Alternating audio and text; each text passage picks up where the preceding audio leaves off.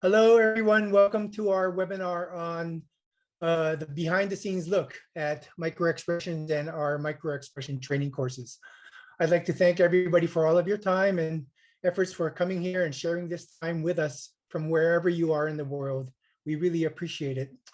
In this brief webinar, I'll be covering some of the background of microexpressions and how this whole field kind of got started, as well as how our courses were developed. And these are things that you don't see anywhere actually, and you won't hear anywhere else. And so give me a second, I'll get some slides up and we'll get going in a quick minute here. Okay, so the title of my talk today and our time today is See What You've Been Missing, learning about our best-selling mixed microexpression training. Again, the purpose of what I'd like to do today is to provide some background to this field and this area that we call, this concept that we call microexpressions, and to give more background of how we developed our training courses. It's stuff that is material that we won't hear anywhere else. And I'm glad that we have a chance to talk a little bit about this, to give homage to those that came before us as well, to lead the path and lead the way to where we are today. As you can see on this slide, the left side gives a brief outline of what I'll be covering today in the hour that we've got. I do plan to finish within the hour so that we can get on with the rest of our lives. So you see the topics that we've got there on the left side, starting with the original discovery of microexpressions and moving through the other topics there. And again, the goal is to, on the right here, to obtain a behind the scenes look at the background to microexpressions. And then secondly, to gain a greater understanding of how our mixed microexpression training courses, and we've got a whole bunch of them, but I'll talk briefly about the background of all of those, because they're all the same in terms of the background, how they were developed and validated. And of course, any discussion of this starts with a large nod and acknowledgement to the fact that there were 7 facial expressions of emotion that research had shown back in the 1960s and 70s to be universally expressed and recognized. In the field of psychology, this line of research is called the original universality research. And of course, that initial discovery led to decades of further studies, further documenting the universality of the expression and recognition of these facial expressions of emotion, and then many, many, many other avenues and domains of emotion research. Today, the area of emotion research is also known as the field of affective sciences. And these areas and domains of research are huge, not only in psychology, but other social sciences as well. And it all got started with this line of research called the original universality research, that documented that these faces that you have in front of you, these examples, were universally expressed and recognized. However, the topic for today is on microexpressions. Microexpressions are a very special type of facial expression of emotion. And I thought I'd start with an example here. Many of you might have seen this example in our various other resources and whatnot, but I thought I'd play it here so that it refreshes our memories if you've already seen it. And if you haven't, this will give you an example. It's a little difficult to focus right on the microexpression in this format that we got, but let me play this. A little background about the video clip that you're about to see. This is a brief video clip of an individual named Cato Kalin, who was a house guest of O.J. Simpson over 20 years ago now, back in the trial, the murder trial of O.J. Simpson. And Cato, who you see here, was a house guest of O.J. Simpson and was called to testify in the trial. He's about to be asked about a book deal, and you'll see his questions and answers in this brief clip. So let me just play that here, and hopefully you can see it and hear it.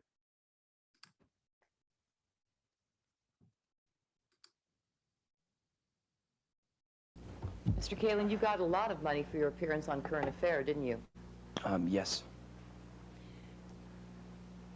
And as a matter of fact, isn't it true, Mr. Kalin, that you have a book proposal out for about $500,000 right now, don't you? No. You don't have a book proposal? No.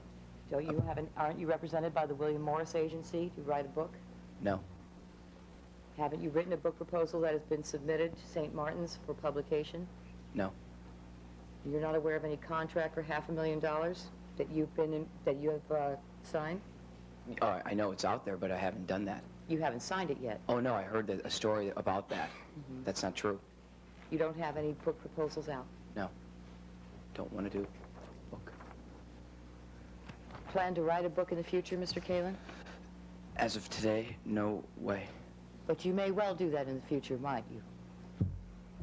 In the future, maybe. So the expression that he does occur that I would like to focus on occurs very early in this brief video clip. I'm going all the way back to the beginning, hopefully here, and I'm going to play it. And I'll try to stop on it, but again, it's a little difficult in this format. So here we go from the beginning. Mr. Kalin, you got a lot of money for your appearance on Current So Affairs. there it didn't you? happened. I'm going to try to go back yes. and find it here. Oh, you see it there. It's hard to get right on it. Here we go.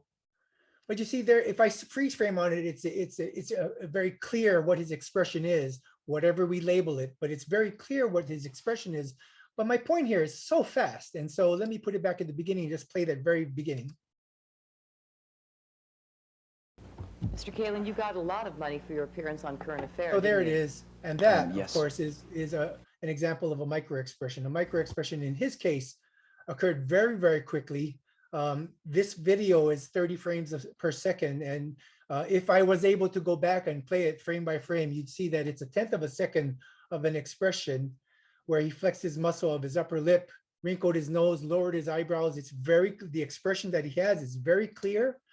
Once I freeze frame on it, but when you play it in real time or you see it in real time, it's very, very difficult to see. In fact, many people don't see him, don't see microexpressions, and those who see them see something, but often don't know how to interpret them. And so that's really what a microexpression is. You saw an example of what that is. And as we know today, microexpressions are signs of something that is concealed or repressed. They're concealed or repressed emotions. But as you know, we don't have emotions without thoughts, right? And so they're signs of concealed, and I often think that there are signs of concealed or repressed thoughts and feelings about something. Anyway, you saw an example there about a microexpression. So let's talk a little bit about where this all started and what was the original discovery of microexpressions. And in fact, it's very interesting to note that microexpressions were first written about by these authors, these psychologists, Haggard and Isaacs, in 1966. And this is the first documented writing by anybody who discovered, who should be given afforded the claim that they discovered microexpressions. They called them micro-momentary facial expressions. And they were psychologists, they were psychotherapists who discovered them as they were reviewing videos of psychotherapy sessions. And I'd like to beg your indulgence just to read one paragraph from this chapter in this book where they wrote about them, because it's very interesting how they came about this. So I'm quoting from their chapter here. We first noticed the existence of micro-momentary expressions while scanning motion picture films of psychotherapy hours, searching for indications of nonverbal communication between the therapist and patient. Although we discovered something new each time we ran the film at normal speed, we also found it instructive to run the film silently backward or forward, faster or slower, or even frame by frame. In fact, such procedures often seem to give a more vivid picture of the nonverbal aspects of the therapist-patient interchange than when the film provided a reproduction of the events at the same speed with which they transpired in the therapy. During such explorations, for instance, we noticed that occasionally the expression on the patient's face would change dramatically within 3 to 5 frames of film, as from smile to grimace to smile, which is equivalent to a period of from 1/8 to 1/5 of a second. We were not able to see these expression changes at normal rate of 24 frames per second. Parenthetically, film, they were studying film. So film at the time was 24 frames a second. Today, we deal with video at 30 frames a second, right? Going back to their writing. Being intrigued by this phenomenon, we set out on a long and tedious attempt to study the occurrence and meaning of these momentary expression changes and to relate them to other aspects of the therapeutic process. So here, clearly, it was Haggard and Isaacs in 1966 who had discovered micro expressions. They called them micro-momentary facial expressions. They wrote about them in this chapter. So it's a very interesting, they should be afforded the claim of the original discovery of micro-expressions. Right after that, in terms of publication date, their authors Condon and Ogston, who were also studying, they're also psychologists or psychiatrists who were studying psychotherapy interviews. And in one instance, they used a frame-by-frame analysis of nonverbal behavior in a therapeutic interview of a mother, father, and child. So this is a family therapy setting where they're reviewing the films frame by frame, and they also wrote about micro-momentary expressions in their reviews there. So that's very interesting. They were the second authors to then make a claim about micro-momentary expressions. After that, 1969, Ekman and Friesen wrote a very famous article in the journal Psychiatry that was called Nonverbal Leakage and Clues to Deception, where they first wrote about momentary expressions. They called them micro-expressions. And interestingly, they also were reviewing films of psychotherapy sessions where they employed the same technique. They knew about Haggard and Isaacs' work, so they may have been inspired by Haggard and Isaacs' work to look frame by frame of patients who were afflicted with depression and were asking for weekend passes to get out. Of course, they were inpatients and they were looking for passes to get out. And so they were reviewing those films, probably inspired by Haggard and Isaacs because they had cited Haggard and Isaacs' chapter. But clearly, the original discovery of micro expressions as we know them today, or micro-momentary expressions as Haggard and Isaacs called them, should go to Haggard and Isaacs in 1966. So that was the original discovery of micro-expressions. So let's talk a little bit about the benefit of reading micro-expressions. Now, I'd like to start with discussing the benefits of reading facial expressions in general, because there have been so many studies over the last few decades that have demonstrated and documented the importance and the meaning and the benefit of being able to read facial expressions of others.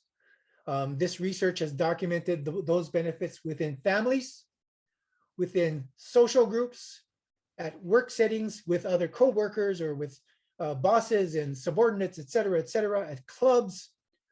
Facial expressions are important for identifying friends versus foes, people's personalities and their intentions and motivations and whatnot. And one of the big reasons for why facial expressions of emotion are so important is because facial expressions of emotion serve the purpose of communication.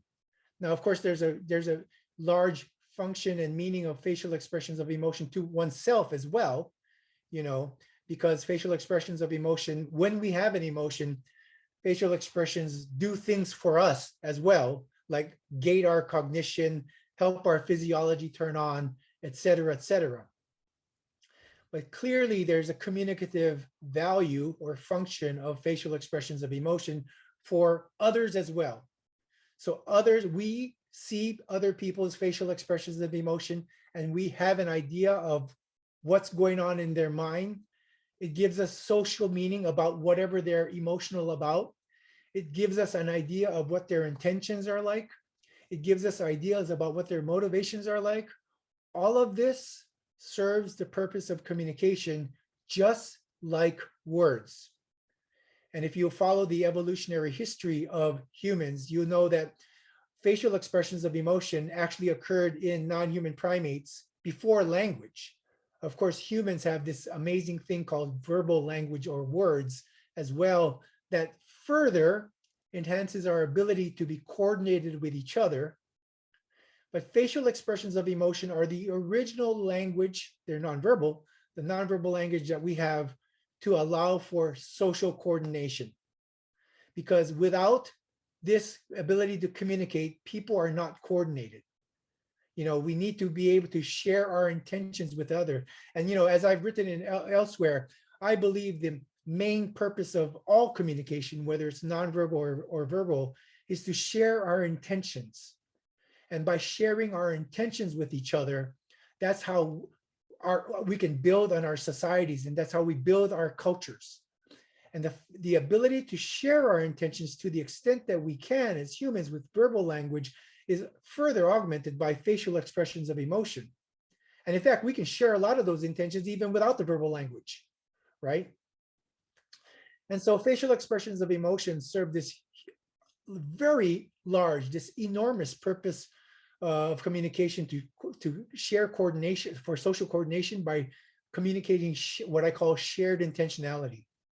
And it is so important for us to do this. It's important in development between caretakers and infants, as kids are growing up, as adults in our work world, et cetera, et cetera, et cetera. It's incredibly important.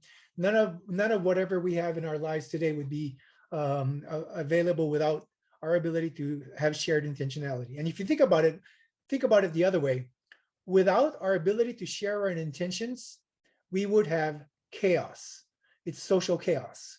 Because humans live in groups, as other animals also live in groups, but humans live in groups, and everybody's an individual, everybody is different. So without a large degree of shared intentionality and coordination, there would be chaos. If there was chaos, nothing happens, groups would not survive, people would not survive. And so ultimately, the purpose of all this shared intentionality that facilitates social coordination enables and facilitates the survival of the species. And so this is why I think facial expressions of emotion are so incredibly important. However, what I'm talking about are facial expressions of emotion in general, right? And in general, when we have emotions and we express them on our faces, the expressions go on and off our faces between a half to 4 or 5 seconds. And so between a half and 4 or 5 seconds, this is quite a long amount of time, actually. Micro expressions are very different. You saw an example where it was 1/10 of a second. But I define micro expressions as these expressions that are occurring under a half a second. And I use a half a second because that's the threshold that has been the lower threshold that has been demonstrated for normally occurring facial expressions of emotion. That is, spontaneous facial expressions of emotion that just occur when the individual is not trying to suppress them at all for any reason. So when an individual has an emotion and they're expressing it spontaneously, naturally, it goes on the face, as I said, half to 4 or 5 seconds. And because a half a second is the lower threshold of the range for normally occurring expressions, I use that lower threshold to determine as a criterion for micro expressions. So I consider micro expressions as expressions occurring under half a second. So micro expressions are special because when we normally have them and there's no reason to suppress our expressions, they're at least half a second. Micro expressions occurring under half a second are very special because of this reason. And that's why oftentimes we don't see them, or they're very easy to miss. Or even if we see them, we just see that something that happened, but we don't exactly know how to interpret them.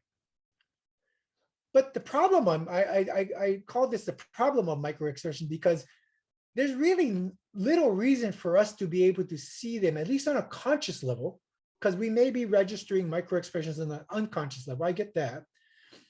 But the problem of micro expressions on a conscious level and not seeing them is this. It doesn't seem that human societies really need to be able, people in human societies really need to be able to see micro expressions for us to generally get along. Because if it's true that we generally don't see them, well, humans are still surviving. and we're thriving all around the world. So it's very clear to me that for the survival of the species, for social coordination as a whole, right, as a whole, we probably don't have to see microexpressions. So there's probably less of a need for us to develop the ability to see microexpressions. The thing about this is that some of us may want to have that ability. And especially some of us may be in professions or in a situation in which we want to get that extra edge in being able to understand others' thoughts and feelings. For us, as you know, we do a lot of work with people who interview others professionally in many different settings, right?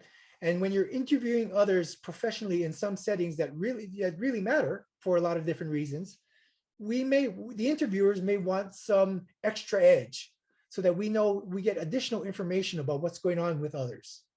Here's where microexpressions can help. If we want to get that extra edge in being able to understand others' thoughts and feelings in whatever domain of life or profession you're in, now we're talking about maybe it's good to learn about microexpressions. And fortunately, even though we don't normally see them, fortunately, we know from our research, from our training, that we can learn to see them. And we can learn to see them pretty well, actually. So let's now turn our attention to this next topic and the history of attempts at improving our ability to read microexpressions.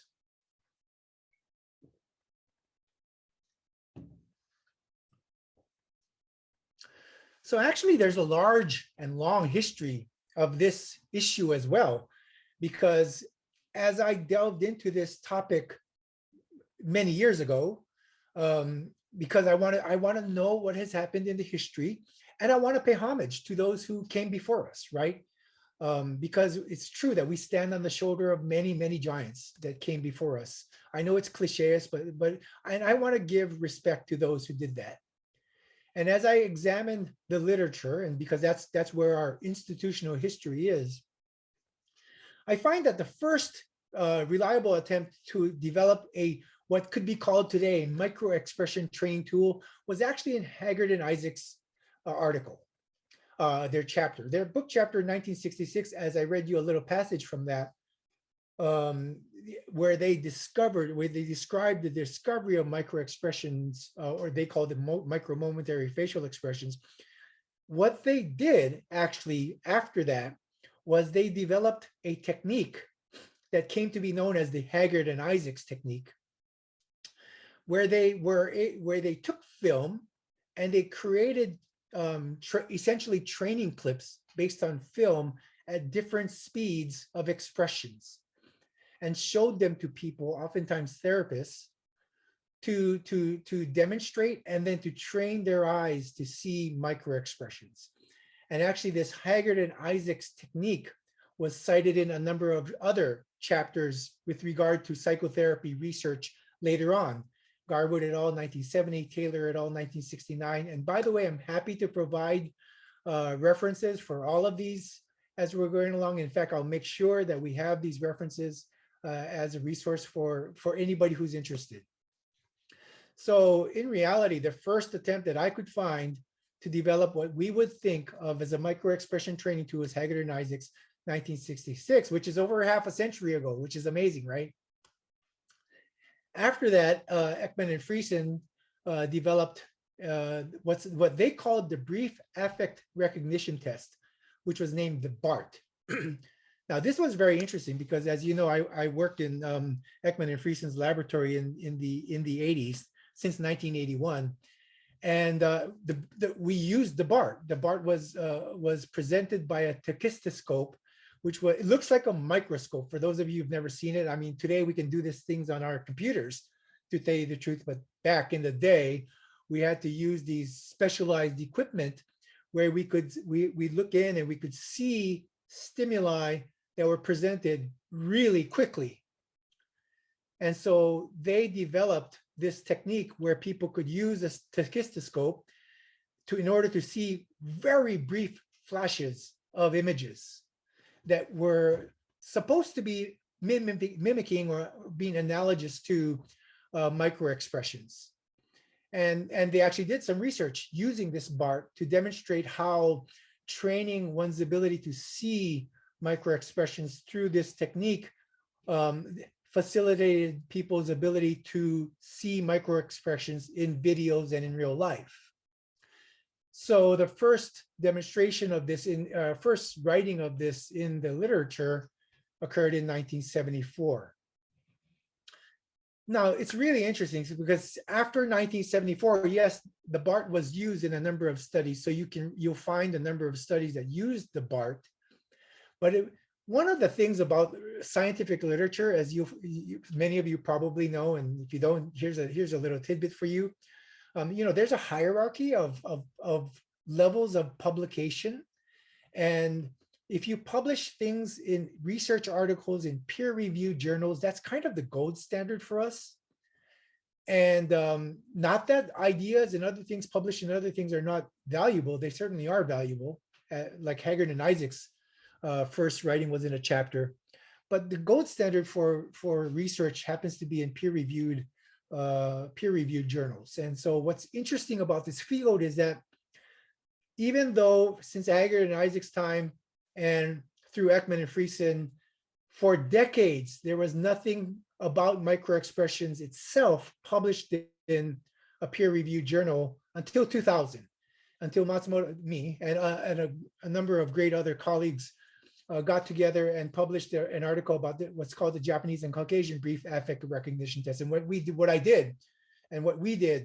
was took the BART idea and used more, at that time anyway, more modern images, because the BART were images of black and white images, stills of essentially Caucasian only individuals. Nothing wrong with that about training, of course.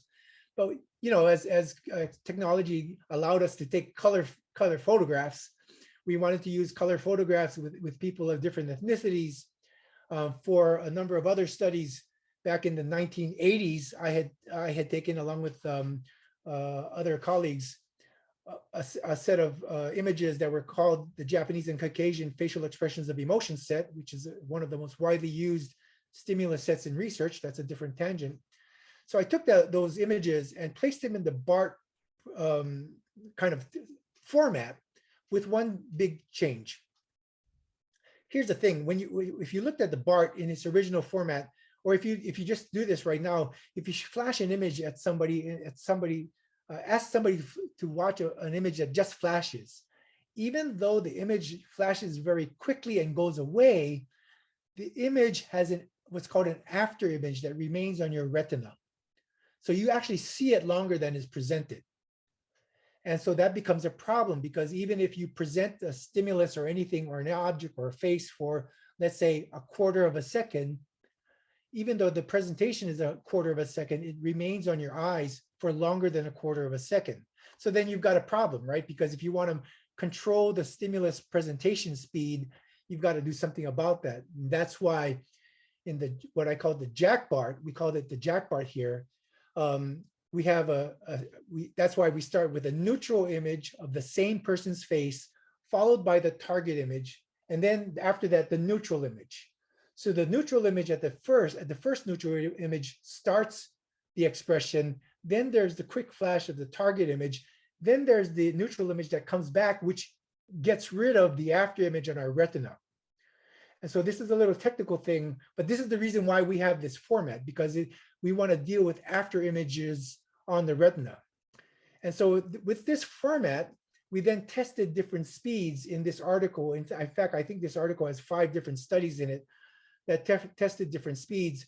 Excuse me. And this was the first peer-reviewed published article using this technology, having different speeds and trying to find what was optimal in producing individual differences. So despite decades of us knowing about microexpressions, this was actually the first peer-reviewed study in this area. Excuse me. That format I just mentioned led us to create the first version of a microexpression training tool, which was known as MET version 1, Microexpression Training Tool, METT, MET version 1.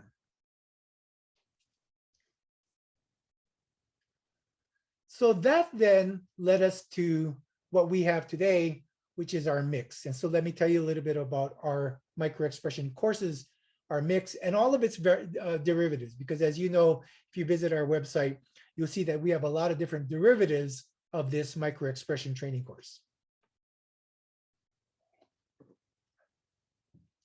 So let me briefly talk about the development and validation of our mix, and again, all of its derivatives.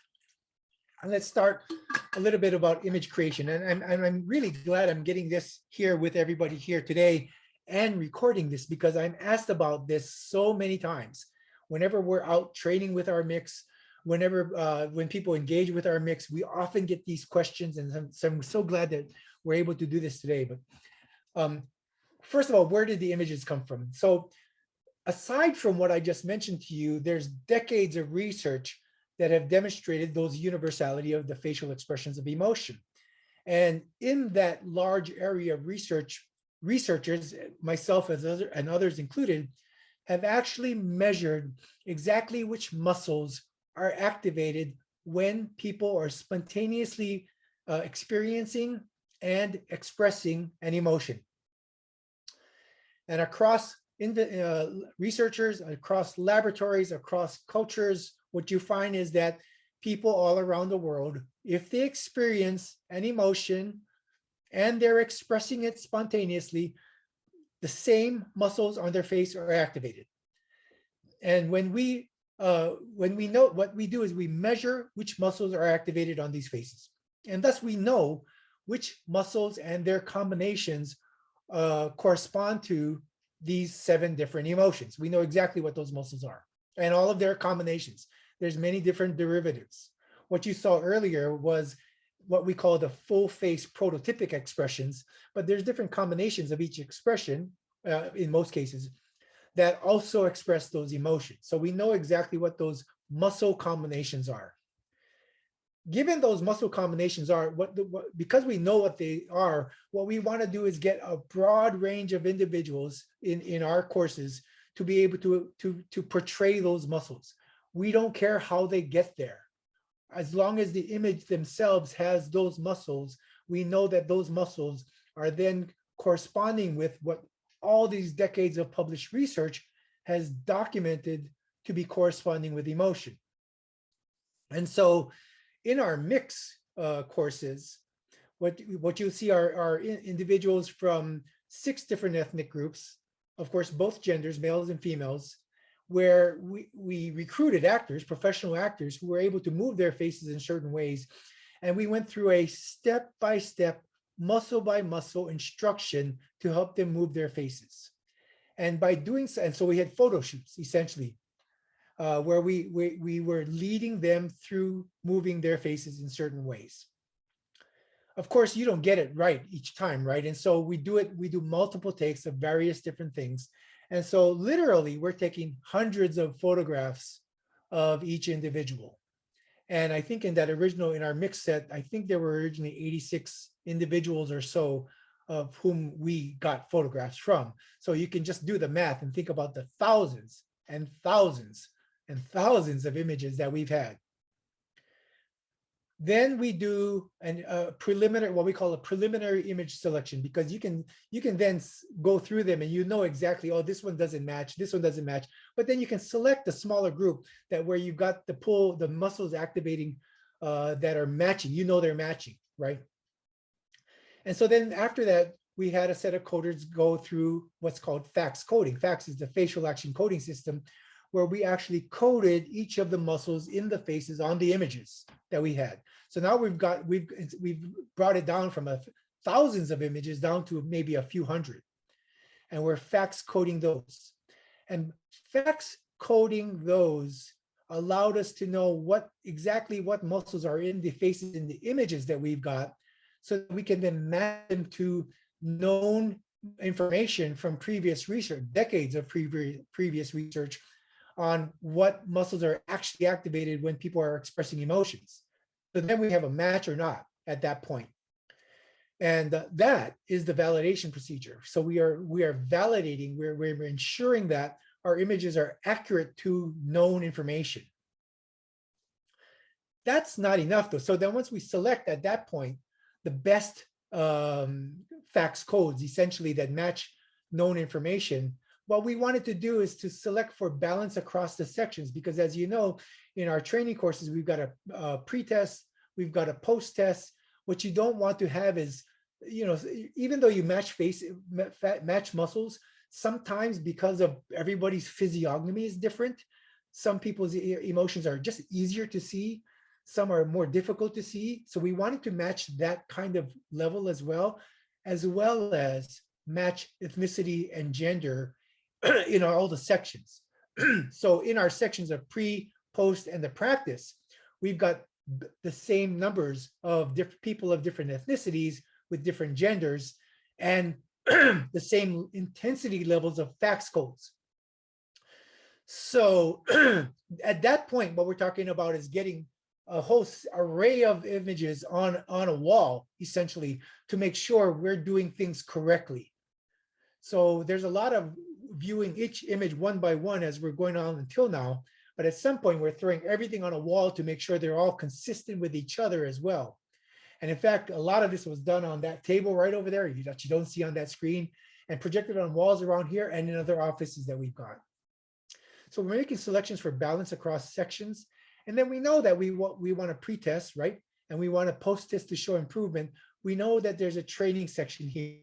And we know that we need to have an instruction, then the training, and then a review before a post-test. So that brought us to, and this is coming from learning pedagogy, right? There's many training courses out there, or training development literature that demonstrates what's the best way to train a skill. And so we take that information there. So we have a pre-test in all of our courses. We've got a pre-test, an initial instruction, practicing, review based upon what you need to review on, and then a post-test. And so that's where we get the structure of the training. And using our mix, by the way, when we go back, there are other courses that we've got also that use a different stimulus set. And for example, our subtle expression training tool uses a different stimulus set, a different set of images, but it went through this same process. So this process that I just described actually describes almost everything that we do when it comes down to developing a training course on how to read facial expressions of emotion. And so I thought I'd just throw out a bunch of articles, and there are more, that have used and demonstrated the efficacy of our training courses in various research and with various individuals. Of all the many courses that we've got, the one that we've got as our basic course right now is known as Mixed Enhanced. It is enhanced. We used to have a Mixed Original, but we enhanced it. You might remember that the Mixed Original had a set number of images in the practice session, a set number of images in the post-test, and they were the same images. So people who used Mixed Original basically could kind of remember it if you did it several times. So what we did in Mixed Enhanced was, first of all, we upgraded the look and feel of the entire course to make it more user-friendly. But basically what we did was we put in hundreds of more images into the pool. And so when you get to the practice session, you'll get a different set of images each time you practice. So this is really good because you can take the practice as many times as you want. You see different images each time. And so it's very difficult to remember them. The same for the post-test. You get still 28 images, but you get different sets of images because our course is pulling randomly from a pool of images. So now instead of with Mixed Original, there was a fixed number and the images were fixed. Now you've got random images coming at you in the practice and the post-test. Now the pre-test is still the same because you start there and there's no need to go back and do the pre-test over and over, right? Also in Mixed Enhanced, we have an enhanced instructional section where we talk about, we give a brief overview of facial expressions. We talk about the functions of emotions as reactions to events and the difference between spontaneous and deliberate emotions. And so our instructional part of this course is also very different. So that gives you a little bit of a deeper understanding of where this is coming from, how it was created, why this structure, and what this current course and its derivatives entail. As we move to closing, I just want to talk a little bit about tips about reading masked faces. I mean, let's start. Let me go back and what I said earlier. It's so well documented that reading facial expressions are so important for social coordination and shared intentionality. And as everybody knows, we live in masked societies today. And of course, when we're masked, now we're cutting off a large portion of the face. We still have the upper face, of course, in the midsection and the upper face. But we are losing a lot of cues. And separately to all of this, I am concerned about what the loss of those cues mean to that social coordination I meant to earlier. And again, not only for social coordination, being able to see other people's faces is important for many other reasons. So for example, infants look at how adults move their mouths to learn how to articulate speech. So this is not an emotion thing, right? But it's still important because infants need to be able to, well, being able to see faces as they're talking helps infants learn how to articulate their sounds in their language. And so it's important for many other reasons as well. Obviously, if people are not being able to see it because they're masked, there's going to be difficulty there. However, not all is lost because we can still see the middle and upper portions of the face. Last year, we developed what we call the masked mix, which teaches us how to focus on and being able to see those parts of the face or pay attention to those parts of the face so that we can still see some emotion. Now, clearly, we'll still miss a lot, clearly. But the point, I hear so much that we've lost the ability. No, we haven't lost the ability. We can still see them. If you keep looking for them, the cues are going to be more subtle, right? Because the lower part of our face can move in big ways. So the cues are more subtle, but if we can pay attention to them and we learn how to see them, we can still pick these important cues up. And again, if we're talking about people who are interviewers who do this professionally and they want to get that little edge about being able to read others, this is and you're talking with others with masks on, here's an opportunity for us as well. And so we developed the mask mix. It's got these various training structure. The structure is essentially the same. The images are essentially the same, except they're masked. Now they're masked. But by doing this kind of training, we can certainly see, or hopefully we can see that all is not lost and we can still pick up important cues to all of this.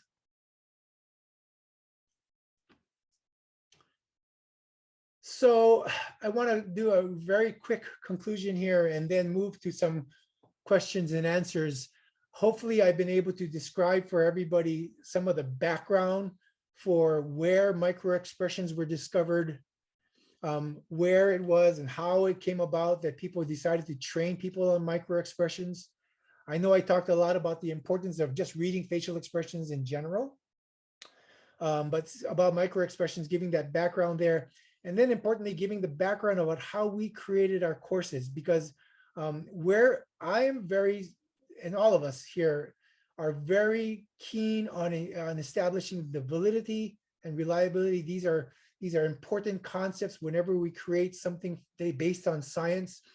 And so we created all of our courses paying close attention to the validity of the images and the reliability of the scores that are produced, so that we know that when a person gets a score on any of our courses, that they are based on valid information, a valid training procedure, and that it's reliable and consistent across time. And that's really the most important things for us. For those of you who have used our mix and other derivatives to be better able to read facial expressions of emotion and microexpressions, now you have that background you didn't know. Because we don't have this background anywhere else, and hopefully now you have that additional background to where this is coming from.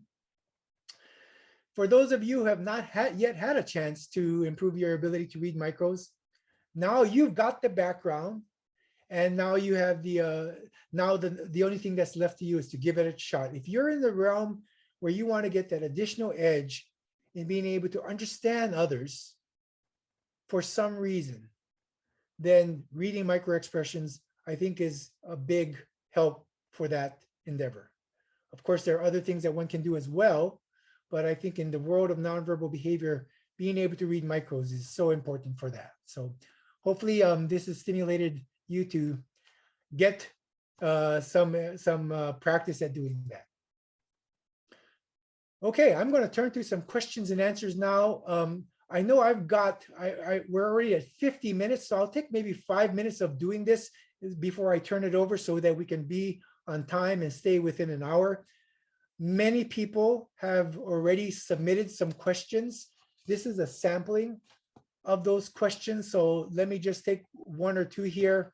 But before I do this, let me just say, whatever questions you may have today that I can't see in the chat because I don't watch the chat, and other questions that have been submitted that I don't have here, but I know that there are others as well, we will be sure to answer all of them and to provide them to everybody somehow, either in a blog or in a follow-up email. I don't exactly know the mechanism, but we're going to do that.